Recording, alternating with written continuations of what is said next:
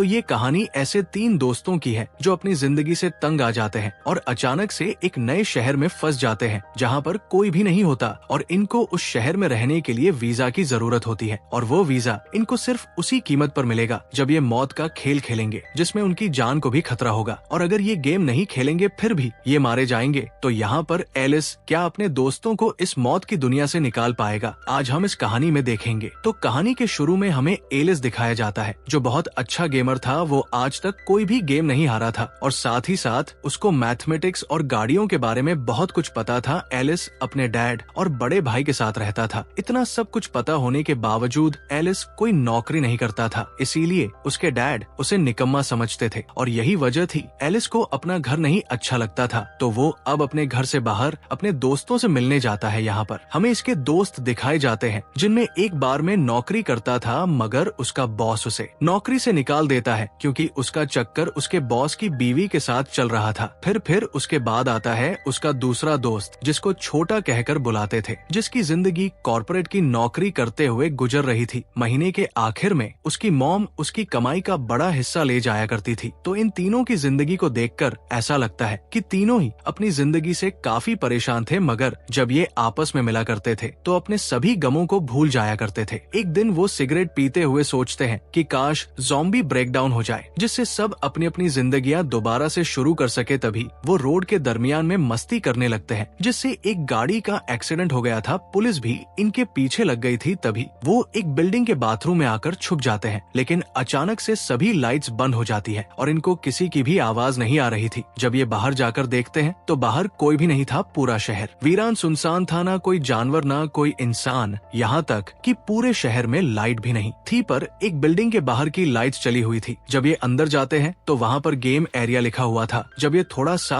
और आगे जाते हैं गेट पर लेजर लाइट जल जाती है और वहाँ पर इन्हें बहुत सारे फोन भी रखे हुए मिलते हैं। जब वो फोन को उठाते हैं तो इनके फेस से उन फोनस के लॉक खुल गए थे जिसमें इन्हीं फोन पर इन्हें गेम रूल्स, उनके उसूलों के बारे में पता चलेगा और साथ ही फोन पर एक टाइमर भी शुरू हो जाता है। फिर वहाँ पर एक लड़की आती है जो इस दुनिया में पहले से मौजूद थी। वो छोटे का आईडी कार्ड लेकर गेट के बाहर फेंक देती है। लेजर लाइट की वजह से कार्ड जल गया था। ये इन तीनों को समझाती है अगर तुम में से कोई भी गेम खेले बगैर यहाँ से बाहर गया तो ऐसे ही मारा जाएगा। वहाँ पर इनके पास एक और कॉलेज स्टूडेंट आ जाती है। इनकी गेम अब शुरू हो गई थी। पहली गेम का नाम था डेड और अलाइव मरो या जियो और इस गेम का लेवल था 3 ऑफ क्लब्स जो इस ताश के कार्ड का नाम है। अब ये एक कमरे में आ जाते हैं। उसमें 2 दरवाजे थे जिन पर डेड और अलाइव लिखा हुआ था। उनको बताया जाता है कि इन्होंने अगर सही दरवाजे को ना खोला तो ये सब के सब मारे जाएंगे। एलिस का दोस्त छोटा ये सब अपने फोन में रिकॉर्ड कर रहा था क्योंकि अभी तक इन सबको सब कुछ मजाक लग रहा था। तभी उस कमरे में गैस भरने लगती है। इन्होंने जल्दी किसी दरवाजे को खोलना था वरना इनके कमरे में आग लग सकती थी। यहाँ पर जो लड़की इनको मिली थी वो कहती है हमें अलाइव वाला दरवाजा ही खोलना चाहिए। ये बात सुनकर कॉलेज स्टूडेंट बिना सोचे समझे लाइव वाला दरवाजा खोल देती है जिससे वो बेचारी मारी जाती है। तभी वो लड़की डेड वाला दरवाजा खोलती है। सब अब वहाँ पर आ जाते हैं। ये सब के सब बच गए थे। अब सब इस गेम को सीरियस लेने लगे थे क्योंकि इसमें इनकी जान भी जा सकती थी। अगले कमरे में आकर भी वहाँ पर 2 दरवाजे थे। यहाँ पर लड़की जो इनके साथ थी वो एलिस से कहती है इस बार तुम्हें दरवाजा खोलना होगा। पर एलिस के अंदर इतनी हिम्मत कहाँ थी। उसका दोस्त जो बार में काम करता था वो दरवाजा खोल देता है और उसकी किस्मत इतनी अच्छी थी कि वो सही दरवाजा निकलता है। सब उस कमरे के अंदर चले गए थे। अब आगे भी 2 और दरवाजे थे। यहाँ पर भी इन्हें सही दरवाजे का चुनाव करना था। एलिस का दोस्त उसे कहता है तुम्हें अपना दिमाग इस्तेमाल करना होगा क्योंकि वो बहुत अच्छा गेमर था। तभी एलिस को याद आता है कि इस बिल्डिंग में आते हुए इसने एक मैप नक्शा देखा था जिसमें 7 कमरे थे और इन्हें यहाँ से बचने के लिए अंदर का दरवाजा खोलना होगा। सब अब अंदर वाले कमरे में आ जाते हैं जहाँ पर इनके सामने वही कमरा था जहाँ पर फिर से अलाइव लिखा हुआ था। एलिस अपने दोस्त का फोन लेकर फिर से पुरानी रिकॉर्डिंग चेक करता है। जब उस कॉलेज स्टूडेंट ने अलाइव वाला दरवाजा खोला था तो ये देखते हैं आगे उधर कोई भी दरवाजा नहीं था, मगर वह वक्त खत्म होने से पहले ही उसी दरवाजे को खोल लेते हैं। इन सब में एलिस के दोस्त छोटे का पाव जख्मी हो गया था। ये गेम से बाहर आ चुके थे। इनके सामने 3 ऑफ क्लब्स का कार्ड रखा हुआ था। तभी उनके सबके फोनस पर मैसेज आता है। इन सभी को 3 दिन का वीजा मिलता है क्योंकि वो कार्ड 3 ऑफ क्लब का कार्ड था। अब यहाँ पर आगे बढ़ने से पहले मैं आपको इनकी गेम के कुछ उसूलों के बारे में बता देती हूँ। तो यहाँ पर ताश के कार्ड्स इनकी गेम से जुड़े हुए हैं। जैसे कि अगर उन्हें स्पेड का कार्ड मिलेगा तो गेम फिजिकल एक्टिविटी पर होगी, यानी कि उन्हें खुद ही अपने आप को इस्तेमाल करना होगा। मगर अगर कार्ड क्लब का हुआ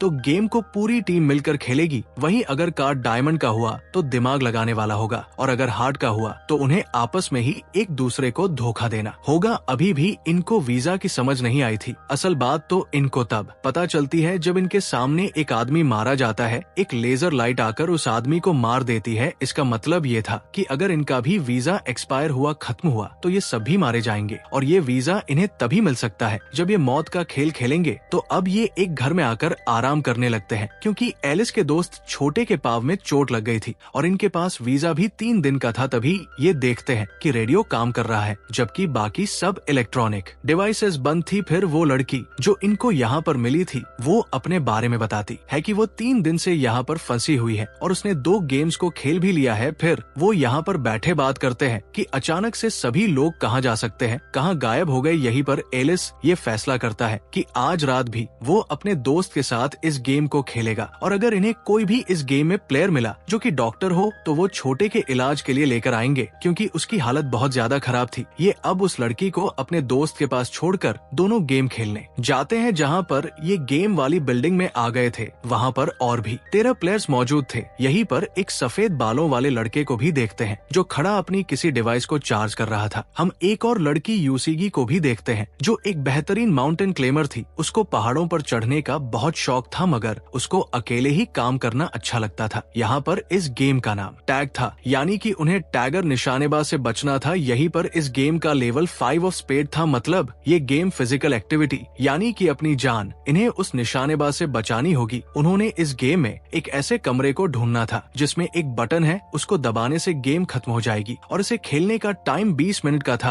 अगर इन्होंने इस गेम को खत्म ना किया तो पूरी बिल्डिंग वहीं पर ब्लास्ट हो जाएगी, सब के सब मारे जाएंगे। अब सब अलग अलग होकर उस दरवाजे को ढूंढने लगते हैं। ऊपर वाली बिल्डिंग पर सफेद बालों वाला लड़का भी खड़ा था जो सबको हाथ हिला रहा था, लेकिन अचानक से उधर निशानेबाज आ जाता है जिसने घोड़े का मास्क पहना हुआ था। यहीं पर मौत का खेल शुरू हो गया था। वो बगैर देखे ही सब पर गोलियों के निशाने लगाकर उन्हें मार रहा था। एलिस उसे देखकर समझ जाता है कि उसने जो मास्क पहना हुआ था उस वजह से वो सिर्फ सामने ही देख सकता था, अपने दाएं बाएं नहीं देख सकता था। ये बात एलिस वहाँ पर सबको बता देता है। तभी यूसी की वहाँ से पाइप से मदद लेकर ऊपर वाली मंजिल पर जाकर दरवाजे को चेक कर रही थी। एलिस को यहाँ पर एक और प्लेयर मिलता है जिसका नाम एगोनी था और उसने हाथ पर अजीब सी घड़ी भी बांधी हुई थी। एगोनी एक ट्रेंड फाइटर था। वो अपने साथी से कहता है, तुम उस निशानेबाज का ध्यान भटकाकर नीचे की तरफ लाओगे और मैं उसको पीछे से मार दूंगा। जब वो उसे नीचे लाता है तो एगोनी उसे नहीं मारता, बल्कि उसकी गोलियों के खत्म होने का इंतजार कर रहा था और अपने साथी को मरवा देता है। एगोनी कितना अजीब है ना। वो उसके बाद उस निशानेबाज पर गैस छोड़ता है और उसे मारने की कोशिश करता है। इसी दौरान एलिस को भी एक दरवाजा मिल गया था जहाँ पर बहुत सारे गोलियों के निशान थे, वरना अगर वहाँ पर कुछ ना होता तो निशानेबाज उस दरवाजे पर इतनी गोलियां ना चलाता। सफेद बालों वाला लड़का भी इस बात को समझ गया था। वो एलिस के साथ उसी कमरे में जाता है, पर वहाँ पर उनका सामना एक और निशानेबाज से होता है। पर यहाँ पर ये सफेद बालों वाला लड़का अपनी डिवाइस से उस निशानेबाज को झटका देता है, जिस डिवाइस को हमने शुरू में 4 होते देखा था। लेकिन वो निशानेबाज दोबारा से होश में आकर इन पर हमला करता है। एलिस बचते हुए एक और कमरे में आ गया था जहाँ पर ये देखता है उधर 2 बटन थे और इन दोनों को एक साथ ही दबाना था। एलिस अब आवाज देकर किसी को अपनी मदद के लिए बुलाता है। वहाँ पर यूसी की आ गई थी। वो आकर देखती है कि निशानेबाज यहाँ पर भी पहुंचकर एलिस के साथ लड़ रहा था। तभी यूसी की उसी सफेद बालों वाले लड़के की डिवाइस की मदद से एक और निशानेबाज को झटका देती है, जिसके बाद दोनों उछलकर एक साथ दोनों बटन्स को दबा देते हैं। पर टाइम खत्म हो गया था, लेकिन उन्होंने 1 सेकंड पहले ही अपने टास्क को पूरा कर लिया था। यहाँ पर जब निशानेबाज अपना मास्क उतारता है तो वो एक औरत थी। यहाँ पर हमें पता चलता है कि वह भी एक प्लेयर थी। उसका टास्क यहाँ पर सबको मारना था। एलिस देखता है उस औरत के गले में पट्टा बंधा हुआ था जो कुछ देर के बाद ब्लास्ट हो जाता है। वो औरत मारी जाती है। इसके बाद एलिस और उसके दोस्त दोनों वॉकी टॉकी पर बात करते हैं। उन्हें एक बीच को तलाश करना था। सफेद बालों वाले लड़के को उसी औरत के जेब से कागज मिलता है जिस पर कुछ लाइंस बनी हुई थी। ये उसे अपने पास रख लेता है। फिर जब ये घर आकर बात करते हैं जहाँ पर एलिस का दोस्त जो बार में काम करता था, वो उनको उसी मैसेज के बारे में बताता है जो उसने वॉकी टॉकी पर सुना था, इधर वो लड़की जो छोटे के साथ थी, इन दोनों का वीजा खत्म होने वाला था, इसीलिए इन्हें दोबारा से गेम खेलकर वीजा हासिल करना था। ये गेम अब इन चारों को खेलनी थी और इसका नाम था हाइड एंड सीक। इस गेम में इन्होंने छुपकर एक दूसरे को ढूंढना था। इस गेम को खेलने के लिए इन्हें हेडफोन और एनकन दी जाती है। जैसे ही ये इसे पहनते हैं, इन सब की गर्दनें लॉक हो जाती है और इनके गलों में भी वैसा ही पट्टा आ गया था जो उस औरत के गर्दन में था। ये वो चश्मे लगाकर एक दूसरे के चेहरे को स्कैन कर रहे थे। इस गेम का लेवल 7 ऑफ हार्ट्स था।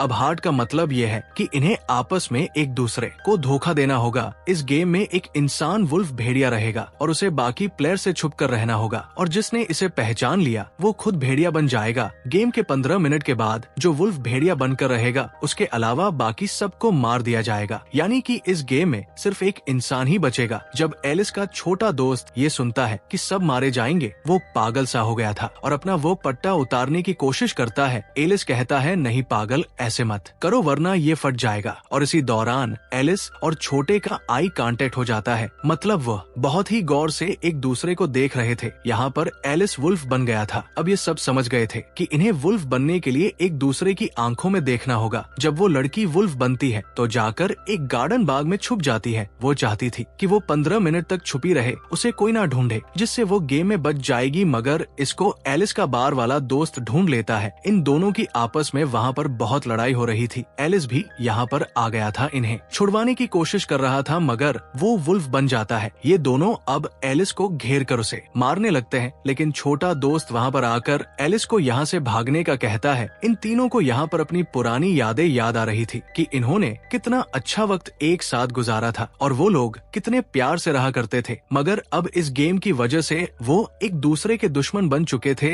एलिस सब याद कर कर रो रहा था। वो अपने दोस्तों को ढूंढता है, उन्हें आवाज लगाता है, पर कोई जवाब नहीं देता क्योंकि सब अब यही चाहते थे कि एलिस ही आगे इस गेम को खेले। आखिर के 10 सेकंड में बार वाला दोस्त एलिस को मिल गया था। वो एलिस से कहता है कि एलिस, तुम्हारा शुक्रिया। और एलिस की आंखों के सामने उसके दोस्त का पट्टा फट जाता है, जिससे उसकी मौत हो गई थी। एलिस के तीनों दोस्तों की गर्दनें उड़ गई थी। वो अपने दोस्तों की मौत पर बहुत रोता है, उसको बहुत दुख हो रहा था। अगले दिन यूसी की जब अपने लिए खाना तलाश कर रही थी तो रोड पर वो पड़े हुए एलिस को देखती है। उसको उठाकर वो अपने घर ले आई थी। हम देखते हैं यूसी गी को घर में अकेले रहना पसंद था। जब एलिस को होश आता है तो वो उसको बताती है, तुमने गेम में मेरी मदद की थी, इसीलिए मैं तुम्हारी मदद कर रही हूँ। यूसी की उसको बताती है कि मेरे डैड एक बहुत अच्छे माउंटेन क्लेमर थे, उनको पहाड़ों पर चढ़ने का बहुत शौक था, पर जब उनकी मौत हुई तो मीडिया वालों ने झूठी खबरें फैलाई कि उन्होंने अपनी जान खुद ली है। उसका बताने का ये मतलब था कि एक ना एक दिन हम अपने प्यारों को जरूर खोएंगे, पर इसका मतलब ये नहीं हम उनके साथ मर जाएं। मौत तो तभी आएगी जब हमारा वक्त होगा, इसीलिए जब तक हम जिंदा हैं हमें लड़ना होगा। वो एक किस्म का एलिस को हौसला दे रही थी। एलिस उसकी बातें सुनकर उठता है और ये फैसला करता है कि वो इस गेम के हेड को ढूंढेगा और अपने दोस्तों की मौत का बदला लेगा। पर अब इन दोनों का वीजा भी खत्म होने वाला था, इसीलिए अभी रात को गेम एरिया एक टनल में पहुंच जाते हैं। वहाँ पर आगे जाने पर इनको बस में 3 प्लेयर मिलते हैं जो पहले ही 3 गेम्स जीत चुके थे और इनकी काफी अच्छी दोस्ती भी थी। एक प्लेयर के पांव पर चोट लगी हुई थी, वो ठीक तरह से चल नहीं पा रहा था। इस गेम का नाम था डिस्टेंस फासला और इस गेम का लेवल 4 ऑफ क्लब है, यानी कि ये टीम वर्क वाली गेम थी। सबको मिलकर खेलनी होगी। इनको 2 घंटे से पहले अपनी जगह पर पहुंचना था और अगर इन्होंने ऐसा नहीं किया तो आप जानते हैं कि इनके साथ क्या होगा। इनके फोन में इंडिकेटर भी था जिससे इन्हें पता चलता है कि इन्होंने कितना फासला तय करना है। ये बस को चलाने की कोशिश करते हैं पर उसमें फ्यूल ही नहीं था। फिर ये सब भागकर फासला तय करने की कोशिश करते हैं। इन्होंने उस टनल की दूसरी साइड तक जाना था जो काफी लंबा रास्ता था। यहाँ जिस प्लेयर के पांव में चोट लगी थी वो भाग नहीं सकता था, इसीलिए अपने दोस्तों को जाने का कहता है। वो जाना तो नहीं चाहते थे पर अब खैर कर भी क्या सकते थे। अब ये उसको वहीं पर छोड़कर चले जाते हैं। जब ये भागते भागते 6 किलोमीटर का फासला तय करते हैं तभी वहाँ एक काला पैंथर आ गया था जो उनमें से 3 प्लेयर में से एक प्लेयर को खा जाता है जो इन्हें बस में मिले थे। जब पैंथर उसको खा रहा था तो बाकी के तीनों मौका देखकर आगे भागते हैं। जब आगे जाते हैं तो एलिस उधर एक बाइक देखता है। अब बाइक में फ्यूल तो था लेकिन बैटरी नहीं थी, इसीलिए ये इस बाइक को वापस से बस की तरफ ले जाने का फैसला करता है ताकि बस में इस बाइक का फ्यूल डाल दे और जो बस में प्लेयर है जिसके टांग पर चोट लगी हुई है वो भी बच जाए। इधर यूसी की और उसके साथ एक प्लेयर टनल के आखिर तक आ गए थे, मगर उधर पानी के बैरियर्स थे जिसमें बहुत सारा पानी पानी था और गेम के खत्म होते ही वो पानी टनल में आएगा, सब के सब मारे जाएंगे। पानी अब टनल में आने लगता है। वो प्लेयर जो यूसीकी के साथ था वो उसे बचाने की कोशिश करता है। एलिस भी बस को लेकर आ गया था, जहाँ पर यूसीकी अपना हाथ एलिस की तरफ बढ़ाती है, जिससे वह तो अब बस में आ गई थी पर उनकी बस पानी में डूब जाती है। जब पानी वापस जाता है तो ये निकलकर बस के ऊपर खड़े हो गए थे। ये बस में लिखा हुआ गोल देखते हैं, जिसे देखकर एलिस परेशान हो गया था। वो समझ गया था कि फोन पर हमें तभी 0 डिस्टेंस नजर आ रहा था। वो तो शुरू से ही गोल में बैठे थे। ये तीनों इस गेम को जीत गए थे, जिसके बाद एलिस और यूसीकी एक पूल के नीचे खड़े होकर बात कर रहे थे। एलिस उसको एक बीच के बारे में बताता है, कहता है हमें इस गेम के हेड को ढूंढना होगा, क्या पता वहाँ उस जगह पर लोग भी हो। ये अब कुछ दिन तक हेड को ढूंढते रहते हैं। इसी दौरान यूसीकी एलिस को शिकार के तरीके भी बताती है। इनकी दोस्ती अब काफी अच्छी हो गई थी। एक दिन यूसीकी और वो गेम एरिया में सभी प्लेयर्स पर नजर रख रहे थे। वो उनके हाथ पर वही अजीब सी बंधी हुई घड़ी को देखते हैं जो हमने एगोनी के हाथ और उसके साथियों के हाथ पर बंधी देखी थी। ये समझ गए थे कि जिन लोगों ने घड़ी पहनी हुई है वो एक खास ग्रुप का हिस्सा है जो गेम के बाद जिंदा बचते हैं और गाड़ी में बैठकर निकल जाते हैं। ये दोनों उस गाड़ी का पीछा कर रहे थे। ये पीछा करते करते एक जगह पर पहुंच जाते हैं। इन्हें एक होटल नजर आता है। ये देखकर सोचते हैं कि पूरे शहर में बिजली नहीं है पर यहाँ पर पूरी बिजली है। इतने में कोई वहाँ पर आकर इन्हें बेहोश करके अपने साथ ले गया था। जब इनको होश आता है तो इनके सामने कुछ लोग थे। वहाँ पर एक आदमी जिसको सब हैटर कहते थे कहता है मैं यहाँ का किंग हूँ और उसको रियल वर्ल्ड असल दुनिया में भी जाने का रास्ता पता था। उधर दीवार पर सभी ताश के कार्ड्स थे। वो बताता है कि यहाँ के सब लोग मेरे खास आदमी हैं। वो गेम को जीतकर मेरे पास कार्ड्स को जमा करवा देते हैं और अगर तुम में से किसी एक को भी सारे कार्ड्स मिल जाते हैं तो एक ही असल दुनिया में जा सकता है। वो इनको कहता है कि तुम्हें अब एक और गेम खेलनी होगी, वह ये कि अगर तुम जीत जाते हो तुम्हें उसी कार्ड को मेरे पास जमा करवाना होगा और अगर ऐसा नहीं किया तो तुम जानते ही हो तुम्हारे साथ क्या होगा। एलिस और यूसीकी के पास कोई और रास्ता नहीं था, इसीलिए दोनों हैटर की बात को मान लेते हैं। रात को ये जब सबके साथ गेम खेलने जाते हैं तो वहाँ पर एगोनी और सफेद बालों वाले लड़के को भी देखते हैं। इस गेम में इन्होंने 4 जंगली जानवरों को मारना था, जिसमें पिग, टाइगर, पैंथर और ईगल है। एगोनी की टीम के पास हथियार थे, इसीलिए आराम से वो जानवरों को मार देते हैं। उधर दूसरी तरफ यूसीकी की टीम को एक टास्क दिया जाता है कि उन्होंने अंधेरी बिल्डिंग में एक नंबर को ढूंढना था और उनके पास सिर्फ 9 माचिस की तिलिया थी। यूसीकी को भी वो नंबर मिल जाता है। असल गेम तो एलिस के साथ थी। एलिस को एक लड़की जो कि एक सर्जन थी हैटर के ग्रुप से थी, इसीलिए एलिस का टेस्ट ले रही थी कि वो काबिल है या नहीं कि उसे हैटर की टीम में रखा जाएगा या नहीं। जो एलिस के साथ ही लोग गेम खेलने वाले थे उसका नाम था लाइट बल्ब। सभी प्लेयर्स को बिजली के ट्रांसफॉर्मर्स के नीचे खड़ा किया जाता है और टनल में भी पानी भर रहा था। इस गेम का लेवल था 4 ऑफ डायमंड्स, मतलब यहाँ पर एलिस को अपना दिमाग लगाना था। इनके सामने एक बल्ब था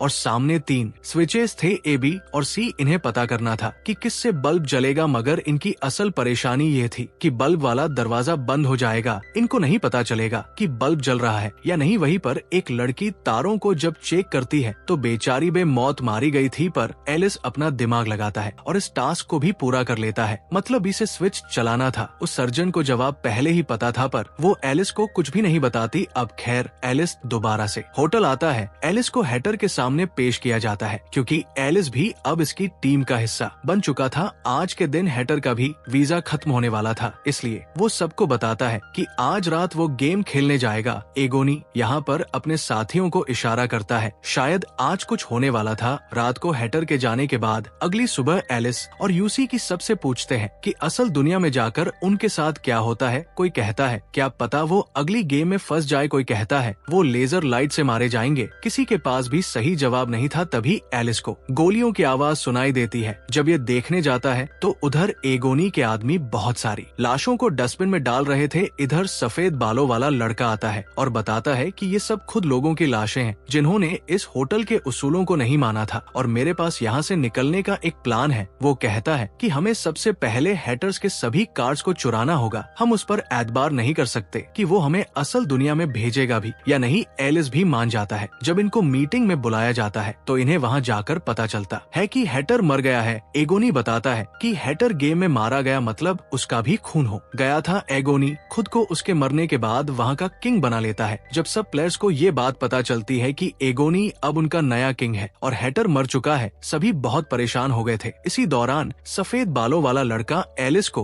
एगोनी के कमरे में भेजता है ताकि उसकी तिजोरी में से वो सभी कार्ड्स को चुरा सके। ये एलिस को जब पासवर्ड बताता है तो वो गलत था। वहाँ पर सायरन बजने लगते हैं। सफेद बालों वाले लड़के ने पासवर्ड तो सही बताया था पर एलिस गलत तिजोरी की तरफ चला गया था। जब एगोनी के आदमी एलिस को पकड़कर मार रहे थे तो एगोनी वहाँ पर हिरन वाली पेंटिंग की तरफ देख रहा था। सफेद बालों वाला लड़का समझ गया था कि तिजोरी उस पेंटिंग के पीछे है। उधर एलिस को इन लोगों ने पकड़ लिया था। आज रात उसका वीजा भी खत्म होने वाला था। दूसरी तरफ सफेद बालों वाला लड़का तिजोरी तक पहुंच गया था और सभी कार्ड्स को चुराकर अपने दोस्त के साथ होटल से बाहर जाने लगता है। उसकी दोस्त को जाते हुए एलिस के बारे में बुरा लग रहा था। जब वो होटल से बाहर जाने लगते हैं तो देखते हैं होटल पर लेजर लाइट थी, मतलब आज रात गेम एरिया उनका होटल ही था और होटल में जितने भी लोग थे सब वहाँ के प्लेयर बन चुके थे। तभी होटल में एक अनाउंसमेंट ऐलान किया जाता है। सब एक जगह पर जमा हुए थे जहाँ पर एक लड़की को मरा देखते हैं। किसी ने चाकू से उसे मार दिया था। उन सब के फोन पर उन्हें मैसेज मिलता है। सबको इस लड़की के कातिल को ढूंढना होगा और इस गेम का नाम है विच हंट। इनके पास 2 घंटे थे और कातिल को ढूंढकर इन्हें होटल के बाहर जलाना होगा, तभी गेम का दी एंड होगा। सभी उसके दोस्त को आग में जलाने की कोशिश कर रहे थे क्योंकि उन्हें लग रहा था कि असल कातिल उसकी दोस्ती है क्योंकि वही हमेशा उसके साथ रहती थी। पर सर्जन लड़की आकर सबको रोकती है। अब वहाँ पर एगोनी भी आ गया था।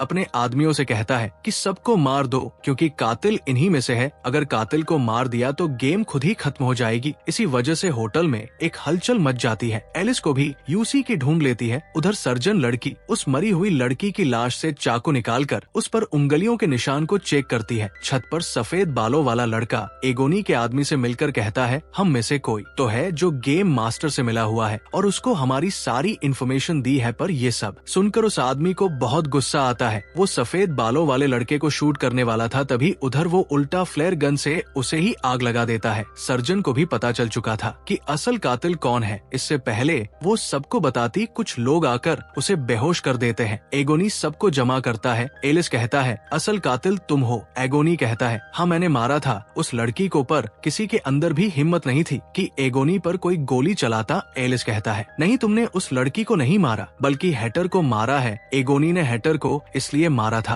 क्योंकि हैटर का दिमाग इन लोगों के दरमियान में रहकर खराब हो चुका था। वो इस गेम के पीछे कुछ भी करने को तैयार था, लेकिन वो उसका बहुत अच्छा दोस्त था। वो उसे कभी भी गंवाना नहीं चाहता था। इसीलिए अब उसको लग रहा था कि हैटर की मौत के जिम्मेदार सब लोग हैं। इसीलिए उसने होटल में कत्लेआम शुरू करवाया था। एलिस कहता है कि गेम मास्टर हमारे साथ अभी भी गेम खेल रहा है ताकि वो हमें यहाँ पर फंसा सके। इस लड़की ने खुद अपने आप को मारा है। इस बात को साबित करने सर्जन लड़की भी आ गई थी। वहीं पर उस मरी हुई लड़की की दोस्त कहती है मैं ही डीलर हूँ जो गेम मास्टर से मिली हुई हूँ। तभी एक लेजर लाइट आकर उसे बहुत ही बेमी से मार देती है। तभी वहाँ पर एगोनी का एक आदमी आकर सब पर गोलियां चला रहा था, मगर एगोनी उसे आग में लेकर कूद जाता है और सबकी जान बच गई थी। फिर बाकी के लोग भी उस मरी हुई लड़की की लाश को आग में डालकर जला देते हैं, जिससे गेम यहीं पर खत्म हो गई थी। होटल को आग लग चुकी थी। सब चलते हुए होटल को देख रहे थे। तभी हम सफेद बालों वाले लड़के को देखते हैं। उसके पास 10 ऑफ हार्ट्स का कार्ड था।